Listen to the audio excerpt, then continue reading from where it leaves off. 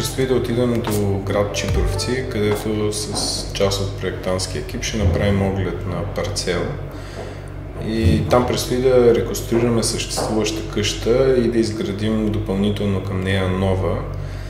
Ако успеем да свършим на време, ще се отбием до проект, който вече функционира. Това е фотоволтаична централа, която е финансирана по програма за развитие на селските райони, мярка 312.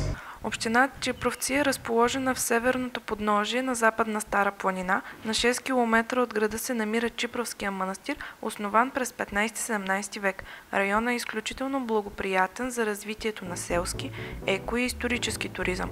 Въпреки лошото време, с наближаването на Чипровци сме очаровани от прекрасните гледки, които природата разкрива пред нас.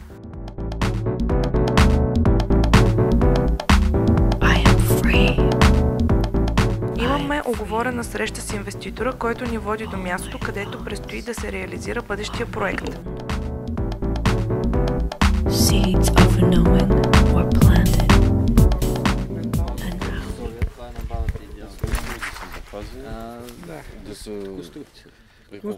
Да, защото тя е строена върху зид, с това няма нито няма нищо отгоре, покрива е насадено отгоре върху това с гредоред, нали? Да, ясно. Няма нужда да я бутаме, ако може само да я санираме, ако трябва ремонт на покрива, но нека да си остави в това. Значи, за да се направи реконструкция, трябва да се едно на ново да опишем. Да, не.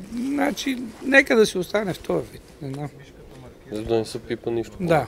Казусът със съществуваща постройка, която инвеститорът иска да запази, е много специфичен, тъй като къщата е построена отдавна и съответно не отговаря на съвременните изисквания на Закона за устройство на територията.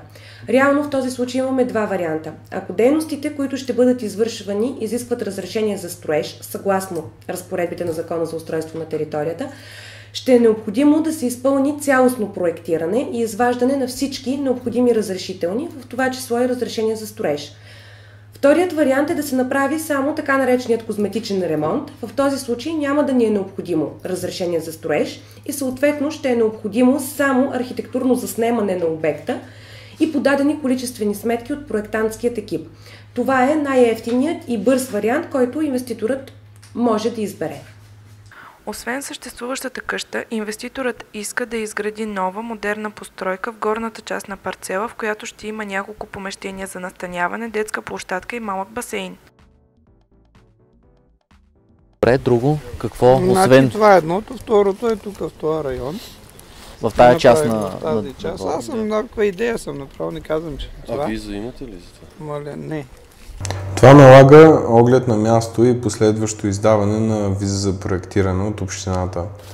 Визата за проектиране притежава следните параметри. Имаме точно наименование на строежа, име на собственика, документ за собственост, разположение, начин на застрояване, предназначение на строежа. Също така се упоменават необходимите пределно допустими показатели, мерки на разстояние на застрояване, архитектурна, устройствена, екологична инфраструктура и друга информация за ползване на водни, енергийни и други ресурси. Необходимите документи, които трябва да се представят от възложителя за издаване на разрешително за строеж за къща за гости, те се базират на визата за проектиране. И нашия проектантски екип може да започне същинската работа по проекта. Това е идеята, ако може надълго да легне така къща и тук да бъде някаква детска площадка с басейн и веранда с бързо външно. Малък, 3 на 4 е такова древно. По-малък, защото няма много място. Може и готов да е, ама трябва да, аз си мислех да е покрит. Може да се направи едно покривало с 4 колони или с 2 колони, се подига и работи. След като заедно с проектантския екип направихме оглед на място на бъдещата къща за гости, следва да се подготви специфично задание от клиента, на базата на което трябва да бъде подготвена оферта за проектиране.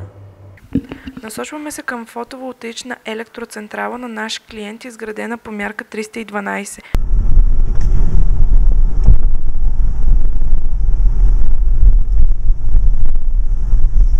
Търсим село Челюсна. Чемиш? Не, Челюсна. Челюсница. Като минеш Бели мел, слево. Окей, има табела, нали? Да.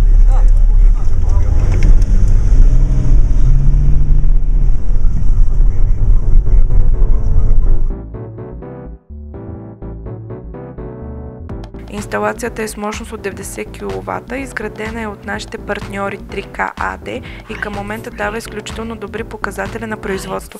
Самият инвеститор ни разказва.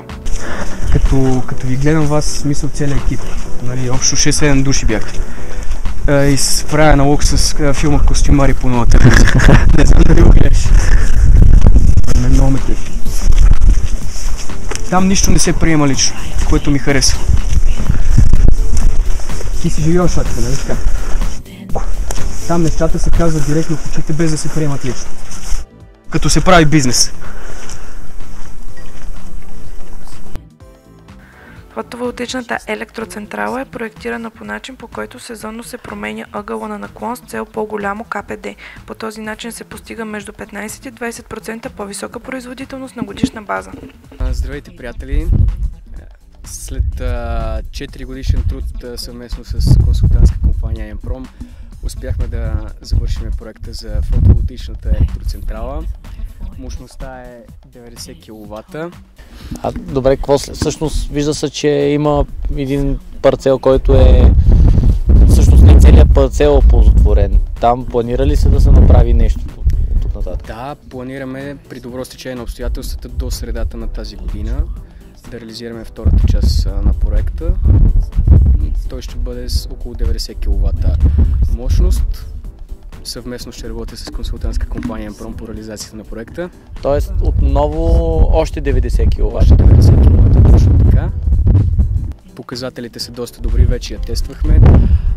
Останах и приятно изненадан, когато панелите бяха покрити изцяло с сняг.